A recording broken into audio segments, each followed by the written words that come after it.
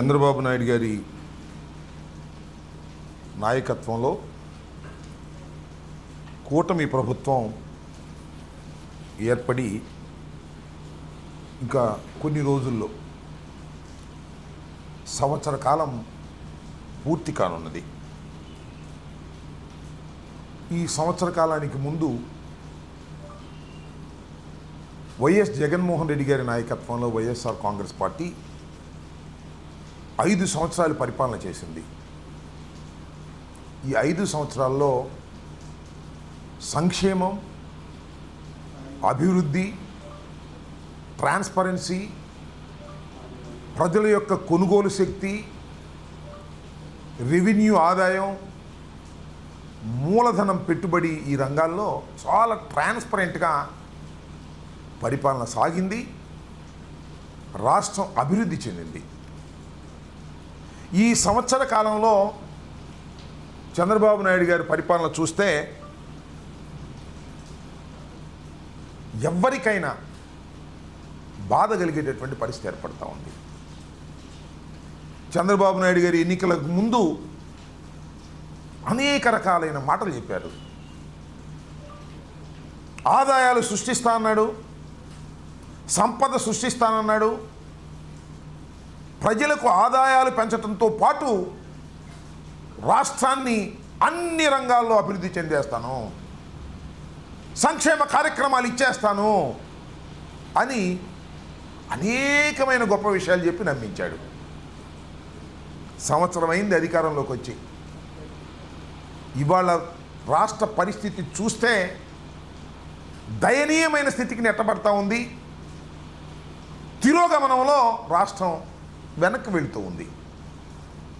చంద్రబాబు నాయుడు గారు వచ్చిన దగ్గర నుంచి జగన్మోహన్ రెడ్డి గారి మీద ఏం బురద జల్లుదాం, ఆయన ఏ విధంగా వ్యక్తిగత హననాన్ని చేద్దాం, జగన్మోహన్ రెడ్డి గారి రాజకీయ పార్టీకి సంబంధించినటువంటి వ్యక్తుల మీద ఏ విధంగా క్రిమినల్ కేసులు పెడదాం, వేధిస్తాం, జగన్మోహన్ రెడ్డి గారు చుట్టుపక్కల ఉన్న వారి మీద లేనిపోని కేసులు పెట్టి ఆ కేసుల్లో విరికించి వేధించి భయపెడదాం అనే ఒక రెడ్ బుక్ రాజ్యాంగాన్ని ఆయన అమలు చేస్తున్నాడు.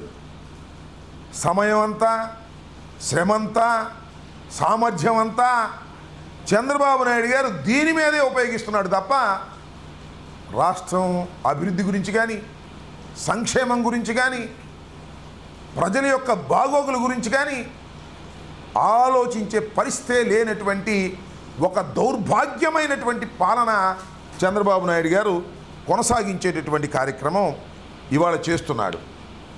ఇవాళ మనం చూస్తే ఎంత దుర్మార్గం అంటే, బాలాజీ గోవిందప్ప అరెస్ట్ చేశారు మైసూర్లో.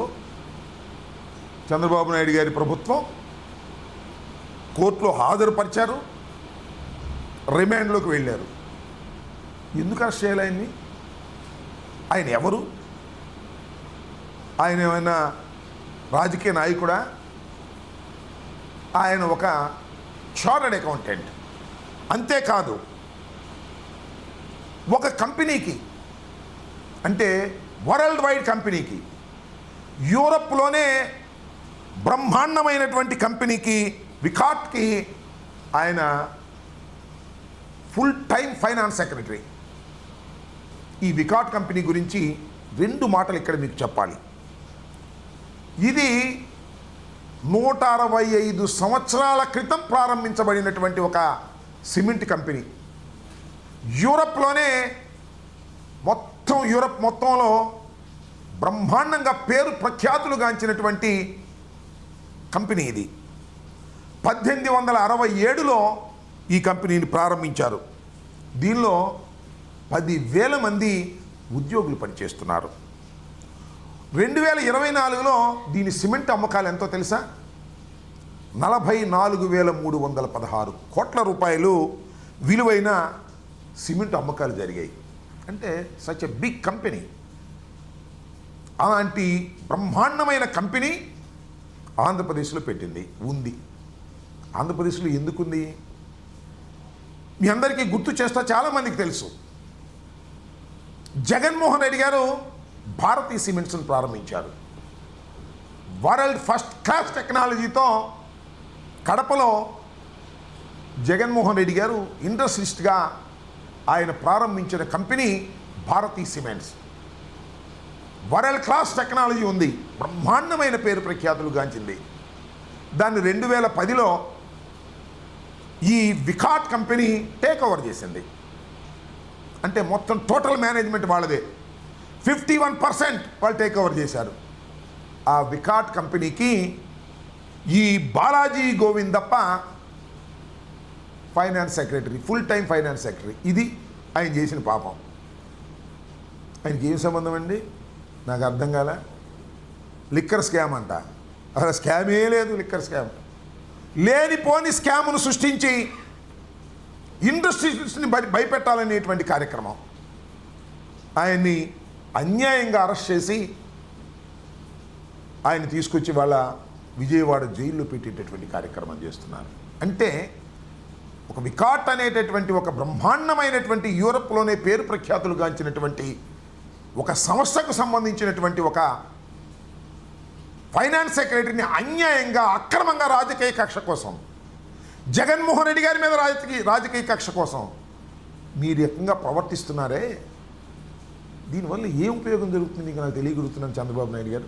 అంటే ఇండస్ట్రియలిస్టులను భయపెట్టాలనేటువంటి పరిస్థితి చేస్తూ ఇంకా మన రాష్ట్రానికి ఇండస్ట్రీస్ రావాలి, ఉపాధి అవకాశం కలగాలి, బ్రహ్మాండంగా ఇండస్ట్రీలు వస్తున్నాయి, దావోస్ వెళ్ళాము అప్పుడు రాపోయినా తర్వాత వస్తున్నాయి, ఇలాంటి ఊరికినే కోతలు కోయటం తప్ప ఉన్న ఇండస్ట్రియలిస్టుల్ని విపరీతంగా బెదిరించేటటువంటి కార్యక్రమాలు జరుగుతూ ఉన్నాయి. ఏదో గోవిందప్పని అరెస్ట్ చేశారని మాత్రమే నేను చెప్పడంలా. ఒకసారి వెనక్కి వెళ్దాం. గోవిందప్ప కాదు, సజన్ జిందాల్. ఎవరండి ఈ సజన్ జిందాల్? భారతదేశంలోనే ఒక పెద్ద వ్యాపార దిగ్గజం సజ్జన్ జిందాల్. ఆయన కడపలో స్టీల్ ఫ్యాక్టరీ ప్రారంభించాడు, పనులు కూడా మొదలుపెట్టాడు. ఏం చేశారండి మీరు ఆయన్ని? సజ్జన్ జిందాల్ని ఒక సెకండ్ గ్రేడ్ సినిమా ఆర్టిస్టు, ఆమె పేరేదో ఉంది, ఆమెని అడ్డం పెట్టుకొని ఆయన్ని ఏ రకంగా వేధించారో నేను ప్రత్యేకంగా చెప్పాల్సిన అవసరం లేదు. ఆమెను అడ్డం పెట్టుకొని కేసు పెట్టి ఆయన వేధించే కార్యక్రమం చేస్తే కడప నుంచి వెళ్ళిపోయాడు. ఆయన వెళ్ళి మహారాష్ట్రలో 3 లక్షల కోట్లతో పెట్టుబడులు పెట్టి ప్రారంభించాడు. ఆ కేసులో మీరు ఏ విధంగా ఒక హీరోయిన్ అని చెప్పబడే ఆమెని, బాంబేకి సంబంధించిన ఆమెని అడ్డం పెట్టి కేసు పెట్టి, ఒక పక్కన సజ్జన్ జిందాల్ లాంటి వారిని బెదిరించే కార్యక్రమం, భయపెట్టే కార్యక్రమం, వారిని వేధించే కార్యక్రమం, దానితో పాటు 3 ఐపీఎస్ ఆఫీసర్లని, ఇండియన్ పోలీస్ సర్వీస్లో ఉన్నటువంటి 3 ఐపీఎస్ ఆఫీసర్ని సస్పెండ్ చేశారు. సరే, ఇద్దరు ఏదో వెళ్ళారు, బెయిల్ తెచ్చుకున్నారు, అది వేరే అంశం. కానీ ఒక ఐజీ ర్యాంకుకు సంబంధించినటువంటి అధికారి ఇవాళ కూడా జైల్లో ఉన్నాడు. ఎప్పుడు లేదు, భారతదేశ చరిత్రలోనే లేని విధంగా తీసుకెళ్ళి మీరు ఆయన లోపల పెట్టి వేధించేటటువంటి కార్యక్రమం చేస్తున్నారు. ఒకవైపున వికాట్కు సంబంధించినటువంటి ఫైనాన్స్ సెక్రటరీని అరెస్ట్ చేస్తారు, సజ్జన్ జిందాల్ని లేనిపోని కేసులు పెట్టి వేధించి ఆయన ఇక్కడి నుంచి లేకోకుండా చేస్తారు. ఈ విధంగా ఇండస్ట్రియలిస్టుల మీద జగన్మోహన్ రెడ్డి గారి మీద కోపంతోనో, వైఎస్ఆర్ కాంగ్రెస్ పార్టీ మీద కోపంతోనో, మళ్ళా వైఎస్ఆర్ కాంగ్రెస్ పార్టీ అధికారంలోకి వస్తుందనే భయంతోనో మీరు ఇండస్ట్రియలిస్టుల మీద ఈ రకమైన దాడులు చేసేటటువంటి కార్యక్రమం చేస్తున్నారు. ఒక విధంగా కక్షపూరితంగా అలా చేస్తుంటే మీ కూటమి ఎమ్మెల్యేలు, కూటమి మంత్రులు ఇండస్ట్రియలిస్టుల మీద దాడులు చేసి డబ్బులు తీసుకునే కార్యక్రమం. చందాలు కాదు, చందాలు అయితే పర్లేదు, చందాలు అంటే వాళ్ళు ప్రేమతో ఇచ్చేయి. రౌడీ మావుళ్ళు. ఎంత దుర్మార్గం అండి. తాడిపత్రిలో అల్ట్రాటెక్ సిమెంట్ పరిశ్రమ ఉంది, అందరికీ తెలుసు. ఏం జరుగుతుందండి దానిలో? మీ బీజేపీ కూటమి ఎమ్మెల్యే గారు మీకు అప్పుడు మంత్రిగా చేశారు ఆదినారాయణ రెడ్డి గారు. అల్ట్రాటెక్ సిమెంట్ని పరిశ్రమ మీద ఫిర్యాదులు చేశారు. ఎందుకే ఫిర్యాదులు? ఏమైనా అన్యాయం జరుగుతుందని కాదు, కప్పం కట్టలేదని, డబ్బులు ఇవ్వలేదని, రౌడీ మామూలు ఇవ్వలేదని. దాని మీద ఒక సిఐ నరేష్ బాబు అనే అతన్ని అడ్డం పెట్టుకొని వారికి సప్లై చేస్తున్న ముడి సరుకుని సప్లై చేస్తున్నటువంటి ట్రాన్స్పోర్ట్కి సంబంధించినటువంటి వారి మీద సీజ్ చేశాడు. సీజ్ చేస్తే ఏం చేస్తారు? ట్రాన్స్పోర్ట్ చేసేవారు వేరే ఉంటారు. అవి సీజ్ చేస్తే ఏం చేస్తారు ట్రాన్స్పోర్ట్ అధికారులు? ఆ ప్రైవేట్ కంపెనీ ట్రాన్స్పోర్ట్ చేయటంలా, సప్లై లేదు. సప్లై లేకపోతే ఏమైంది? తాడిపత్రి అల్ట్రాటెక్ సిమెంట్ ఫ్యాక్టరీ మూసివేసేటటువంటి పరిస్థితికి వచ్చేసింది. ఓ పక్కనేమో మేక్ ఇన్ ఇండియా, మన దేశంలో అద్భుతమైనటువంటి ఉత్పత్తులు జరగాలనేమో ప్రధానమంత్రి గారు చెబుతాడు. ఆ ప్రధానమంత్రి గారి కూటమికి సంబంధించినటువంటి నారాయణ రెడ్డి గారేమో నాకు రౌడీ మామూలు ఇవ్వందే, మేము మీకు సప్లై చేయలేము, సప్లై చేస్తే ఊరుకోము, నా పోలీస్ అధికారులను పంపించి మిమ్మల్ని వేటాడిస్తాము, మీ ఎవరైతే ట్రాన్స్పోర్ట్ చేస్తున్నారో ఆ కంపెనీల మీద దాడి చేయించుతాము, మీకు ట్రాన్స్పోర్ట్ రాదు ముడి సరుకు, దాంతో మీరు మూసుకోవాల్సిందే ఫ్యాక్టరీ అనేటువంటి పరిస్థితితో బెదిరించి వాళ్ళ దగ్గర డబ్బులు కాజేయాలనేటువంటి పరిస్థితికి మీరు వస్తున్నారంటే ఎట్లా వస్తాయి ఇండస్ట్రీస్? నాకు లేదు, ఉన్న ఇండస్ట్రీస్ పోవడం తప్ప ఎట్లా వచ్చేటటువంటి కార్యక్రమం వస్తుందని చెప్పమని అడుగుతా ఉన్నాం. అంతేకాదు, ఆదాని హైడ్రో పవర్, ఇది గండికోటకు సంబంధించి ఆ రిజర్వాయర్లో ఆ హైడ్రో పవర్ చేసుకునేటువంటి కంపెనీ మీద మళ్ళీ ఆదినారాయణ రెడ్డి గారే ఆయన సోదరులు ఆ వర్క్లన్నీ మాకేవ్వండి, ఇంకోటికి ఇస్తే మేము ఒప్పుకోం అని డైరెక్ట్గా వాళ్ళ ఆఫీసుల మీద దాడి చేశారండి. ధ్వంసం చేశారు. మాట్లాడినోడు లేడు. పోలీసులు నీకు అనుకూలంగా ఉంటారు, ఆ ఇండస్ట్రీకి అనుకూలంగా ఉండరు. డబ్బులు ఇస్తే సెటిల్ చేసుకుంటావు. ఏమిటి అన్యాయం?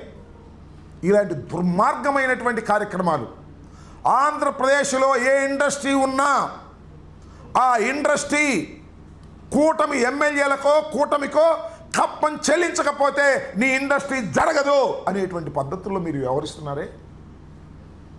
అక్కడ దాకా ఎందుకు పల్నాడు రండి. పల్నాడులో గురజాల్లో ఎరపతినేని శ్రీనివాస్ గారు ఉన్నాడు, ఒక ఆయన ఎమ్మెల్యే గారు.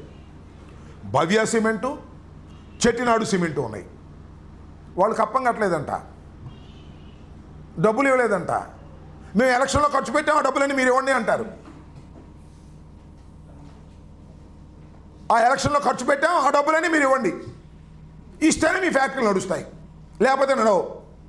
ఎరపతినేని గారు మనుషులు వెళ్తారు, దాడులు చేస్తారు, ఆ డ్రైవర్ల మీద దాడులు చేస్తారు, ముడి సరుకు సప్లై చేయడానికి వీల్లేదంటారు. అంతే.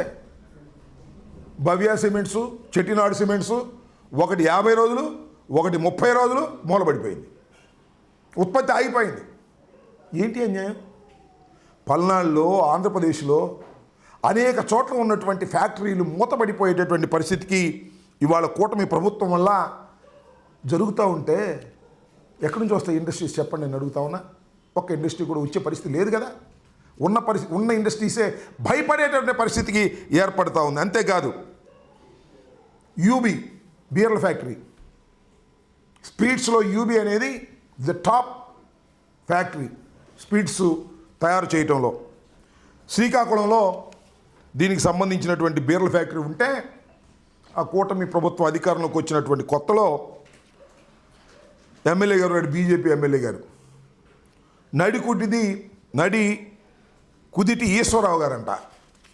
ఆయన, అయ్యా మీ బీర్ల ఫ్యాక్టరీలో ఒక్కొక్క లారీకి 1000 రూపాయలు ఇవ్వాలి, నాకు నెలకి ఒక్కొక్క లారీకి 1000 రూపాయలు ఇవ్వాలి, లెక్క కడితే 1,50,00,000 అయింది.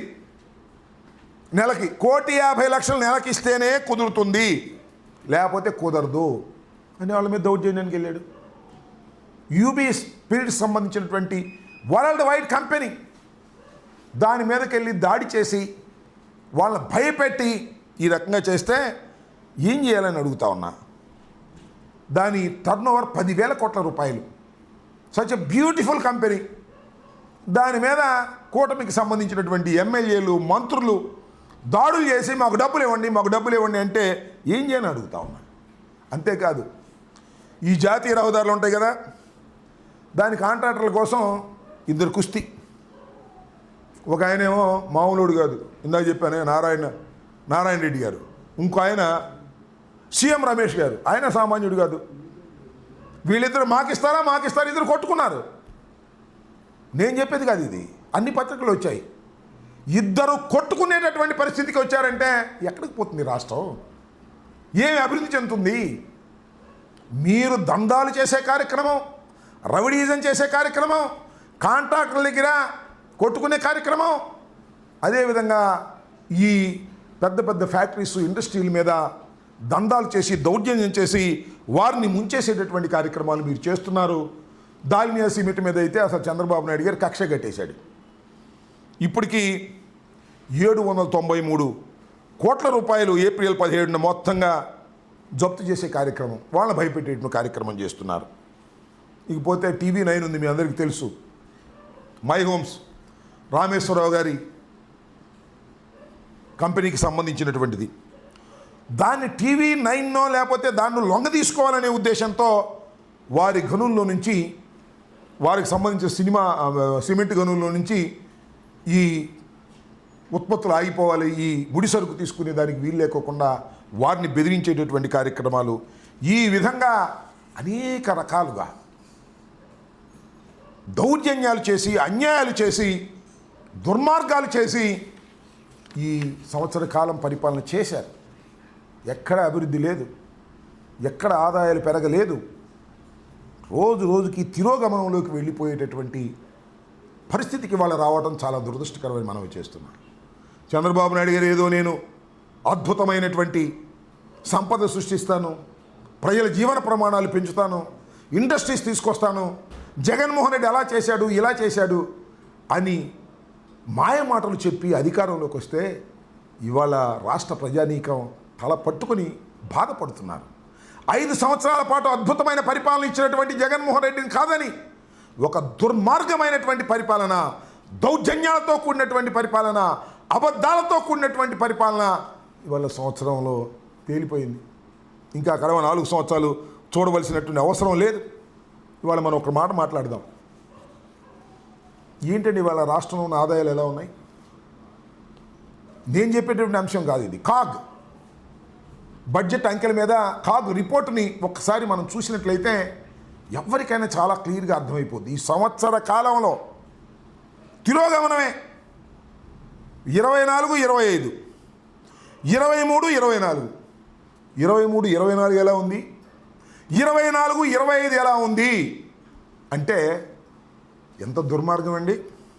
నేను ఉక్కునే చదివి వినిపిస్తాను మీకు, నేనేం పెద్దగా చెప్పవసరలా. రాష్ట్రంలో 2023, 24లో వచ్చిన ఆదాయం 24, 25లో ఆదాయం చూస్తే అంత రాకపోయింది.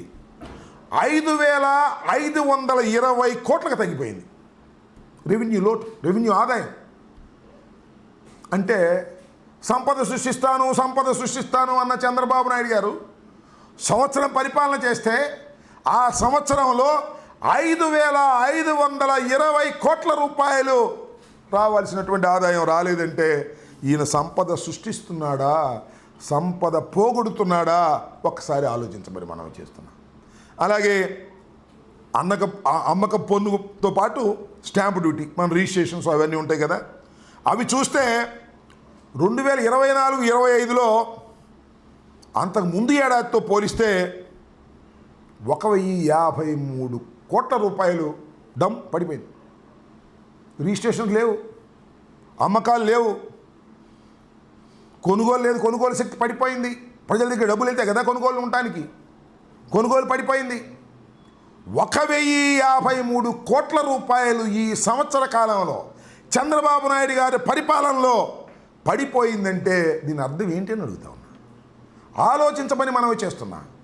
విఘ్నులైనటువంటి రాష్ట్ర ప్రజానీకాన్ని ఒకసారి ఆలోచన చేయండి. ఎందుకు ఇలా పడిపోతుంది? చంద్రబాబు నాయుడు గారు అనుభవజ్ఞుడు కదా, అద్భుతమైనటువంటి పరిపాలన చేస్తా అన్నాడు కదా, సంపద సృష్టిస్తా అన్నాడు కదా, ఏమైపోయింది ఇదంతా? అంతేకాదు, స్టాంప్స్ అండ్ రిజిస్ట్రేషన్స్ ఆదాయం అంతకుముందు పోలిస్తే 705 కోట్లు తగ్గింది. ఇక పన్నేతర ఆదాయానికి వస్తే 2024-25లో ఇది 842 కోట్లు తగ్గినట్టు నేను చెప్పలా, జగన్మోహన్ రెడ్డి గారు చెప్పలా, లేదా వైఎస్ఆర్ కాంగ్రెస్ పార్టీ చెప్పడంలా. కాగ్ రిపోర్ట్ ప్రకారం 842 కోట్లు తగ్గింది. ఇకపోతే కేంద్ర ప్రభుత్వం నుంచి గ్రాంట్ రూపంలో రావాల్సినటువంటి డబ్బు 2023-24తో పోలిస్తే 2024-25లో 14,563 కోట్లు తగ్గిందంట.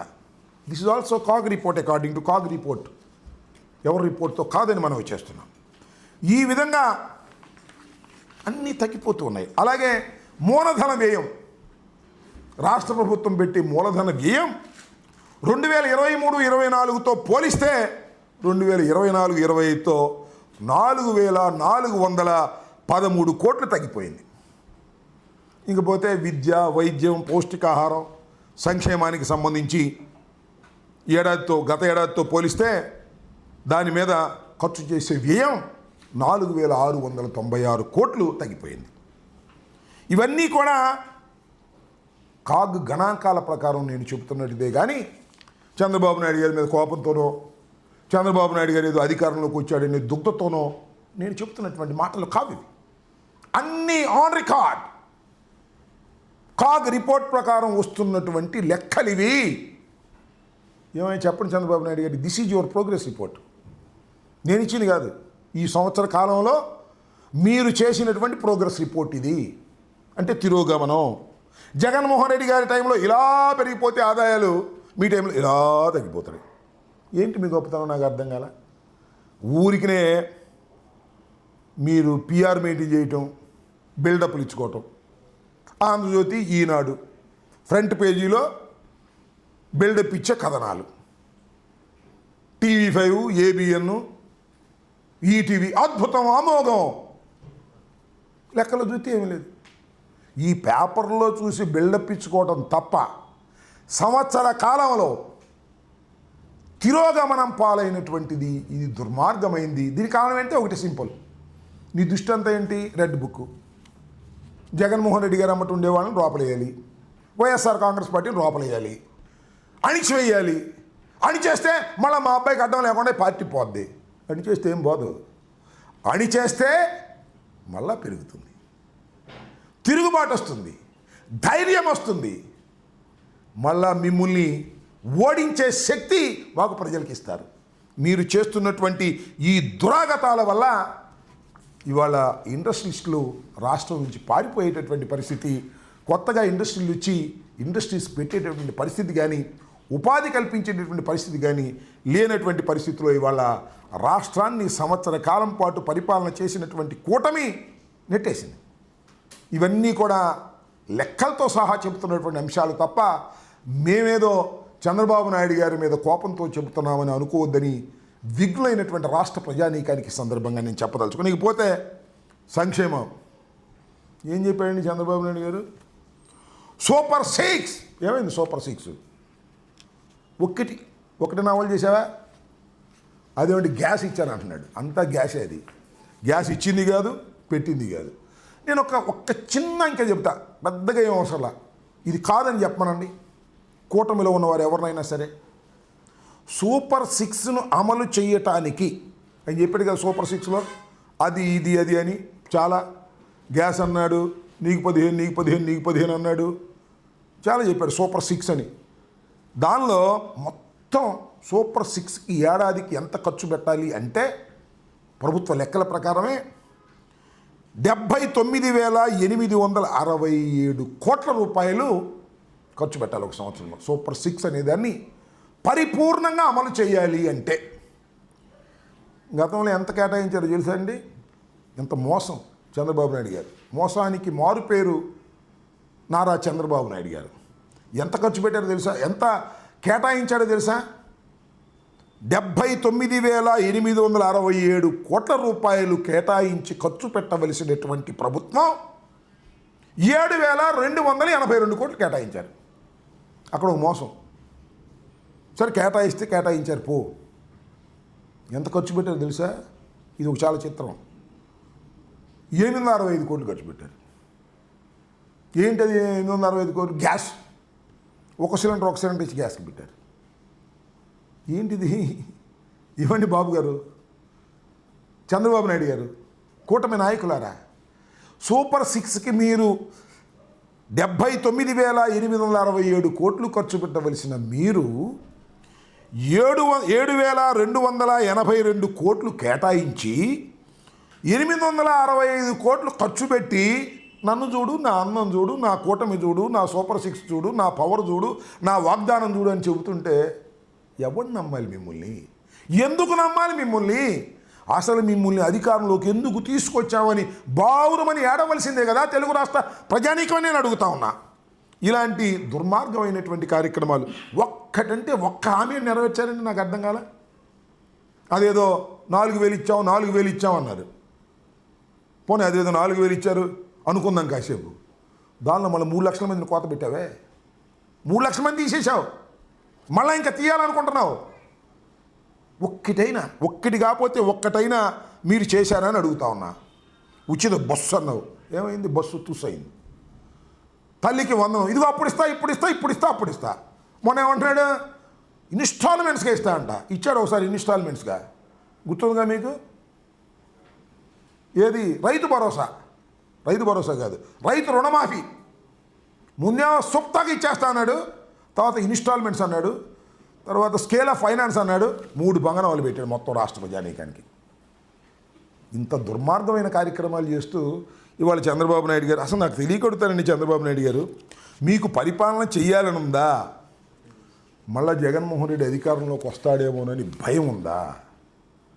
ఆ భయం ఉంది కాబట్టి జగన్మోహన్ రెడ్డి గారు చుట్టూరా ఉన్న వాళ్ళ మీద కేసులు పెట్టి లోపల వేసేస్తే జైల్లో ఉండిపోతే భయపడిపోతారనేటువంటి ఒక ఆలోచన తప్ప, ఈ రెడ్ బుక్ తప్ప అసలు పరిపాలన చేయాలి, ప్రజల్ని మెప్పించడం ద్వారానే రాష్ట్రంలో అధికారంలోకి మళ్ళా రావాలనేటువంటి కోరికే లేనటువంటి ఒక వ్యర్థమైనటువంటి పరిపాలన వాళ్ళ చంద్రబాబు నాయుడు గారు నిర్వహిస్తున్నారు. చాలా దురదృష్టకరమైనటువంటి పరిణామం ఇది. ఈ పరిణామం వల్ల రాష్ట్రం వెనక్కిపోతుందని మనవి చేస్తున్నాం. నేను ఇందాక చెప్పిన లెక్కలన్నీ కూడా నేను సృష్టించినవి కాదు, వైఎస్ఆర్ కాంగ్రెస్ పార్టీ సృష్టించినవి కాదు. ప్రజలకు కొనుగోలు శక్తి పోయింది.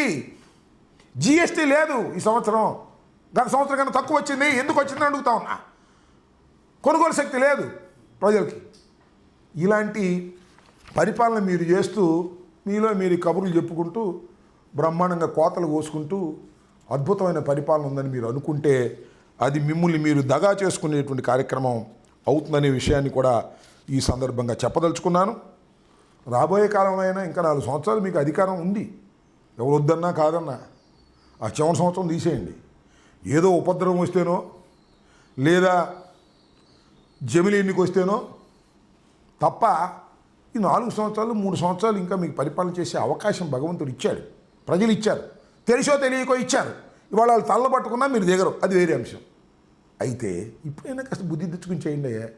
మమ్మల్ని అరెస్ట్ చేయాలి, జగన్మోహన్ రెడ్డి గారి సెక్యూరిటీ తీసేయాలి, జగన్మోహన్ రెడ్డి గారిని ఇబ్బంది పెట్టాలి, మానసికంగా ఆయన ఇబ్బంది పెట్టాలి. మీ వల్ల ఏమైంది జగన్మోహన్ రెడ్డి గారు మానసికంగా ఇబ్బంది పెట్టడం?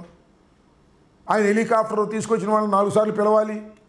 ఈ కార్యక్రమాలు తప్ప ప్రజలకు మేలు చేద్దాం, ఇచ్చిన హామీలు అమలు చేద్దాం అనేటువంటి ఆలోచనే లేనటువంటి, క్రియాశీలత లేనటువంటి పరిస్థితుల్లో తెలుగుదేశం కూటమి ప్రభుత్వం దిగజారిపోవటం చాలా దురదృష్టకరం. మీ అబ్బాయి కోసం రాష్ట్రాన్ని పణంగా పెట్టేసేసే కార్యక్రమం చేస్తున్నారు. ఇది చాలా ప్రమాదకరమైనటువంటి ధోరణి. ఇప్పటికైనా తెలుసుకొని వాస్తవాలను గమనించి, సరే ఇక నిరుద్యోగ భృతి ఇస్తా అన్నాడు, ఇంక దీనికే దిక్కు లేకపోతే తల్లికి 100 నీకు 15,000 నీకు 15,000 నీకు 15,000 లేకపోతే ఇంకా నిరుద్యోగ భృతికి ఎక్కడ ఉంది? బూడిద ఆదాయాలు తగ్గిపోతున్నా నిరుద్యోగ భృతి ఇస్తా అని మళ్ళా వాగ్దానం చేశాడు. అసలు చంద్రబాబు నాయుడు గారు నేను తెలియకొడతాను, అసలు మీరు వాగ్దానాలన్నీ రాత్రి పడుకునే ముందు బాగా నిద్రపట్టిద్ది అంటున్నారు కదా. ఒకసారి ఏమి ఇచ్చామో ఏం చేసామో ఒకసారి మనన చేసుకుంటే నిద్ర పట్టదు, ఏం లేదు. ఇంకా శ్రీమద్ రమారమణ గోవిందే మీ కల వస్తుంది. ఇన్ని వాగ్దానాలు ఇచ్చి వాగ్దానం నెరవేర్చకపోతే మీకు ఏమి జరుగుతుందో తెలియగల వాళ్ళు మీకు గుర్తొస్తుందని కూడా ఈ సందర్భంగా నేను చెప్పదలుచుకున్నాను. ఇప్పుడైనా బుద్ధి తెచ్చుకొని సక్రమమైన పరిపాలన చేయండి, కక్ష సాధింపులకు పోకండి. మీ కక్ష సాధింపులకు భయపడేవాడెవ్వడు ఇక్కడ లేడు. మీరు జైల్లో పెడితే జైల్లో ఉంటారు, శాశ్వతంగా జైల్లో ఉంటారుగా. బాలాజీ, ఆయన పేరు బాలాజీ అప్ప, బాలాజీ గోవిందప్పని జైల్లో పెట్టారు, శాశ్వతంగా ఉంటాడా? రాడా? ఎవరైనా వస్తారు. కాబట్టి జైల్లో పెట్టడం ద్వారా పరిపాలన చేయాలనుకుంటే దానికి తగిన శాస్తిని, తగిన మూల్యాన్ని ఈ రాష్ట్ర ప్రభుత్వం అనడం కంటే నారా చంద్రబాబు నాయుడు గారు, లేదంటే మీ ఏకైక పుత్రుడు దానికి మూల్యం చెల్లించక తప్పదని ఈ సందర్భంగా చెప్పదలుచుకున్నాను. ఓకే. సుప్రీంకోర్టు చివాట్లు పెట్టింది సిఐడి వాళ్ళని, ఇట్లా అరెస్టులు చేయొద్దు అని. హైకోర్టు ఏమో పోలీసులకు ఇప్పటికే చాలాసార్లు చెప్పింది, అయినా పరం కొనసాగుతూనే ఉంది. ఇప్పుడు ముఖ్యంగా చంద్రబాబు నాయుడు గారి ధోరణ మారిద్దని అనుకోను, కానీ ఏ ప్రభుత్వంలో అయినా పనిచేసేటటువంటి పోలీస్ వ్యవస్థ ఒక్కసారి ఆలోచించుకోమని మనం చేస్తున్నాం. కానిస్టేబుల్ టు డీజీపీ ఆలోచించుకోండి. ప్రభుత్వాలు శాశ్వతం కాదు, అయితే డీజీపీ కూడా శాశ్వతం కాదులే, 2 సంవత్సరాలతో వెళ్ళిపోతారు, అదే ఆయన ధైర్యం.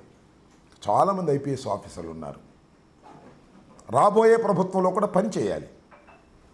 మళ్ళా తిరిగి చంద్రబాబు వస్తాడా, మేము వస్తామా, టైం విల్ డిసైడ్. కొద్దిగా రూల్స్ ప్రకారం వెళ్ళండి అయ్యా. మనం చూసాం కదా, చిలకూరుపేటలో రజనమ్మ గారి కారులోంచి పట్టుకొచ్చాడు సొక్కా పట్టుకుని. ఏమైంది? 41 నోటీస్ ఇచ్చి పంపించాల్సిన కేసుకు అంత హంగామా చేయాలా? అంత హంగామా చేసి లాక్కొచ్చి తీసుకొచ్చి ఏం చేసావు? కోర్టులో పెట్టావు, కోర్టు వదిలేసింది, అంతే కదా. ఇవాళ సుప్రీంకోర్టు, హైకోర్టు చాలా సందర్భాల్లో చాలా ఘాటుగా విమర్శ చేస్తున్నా మీకు తోలు మందం అయితే మేము చేయగలిగింది లేదు.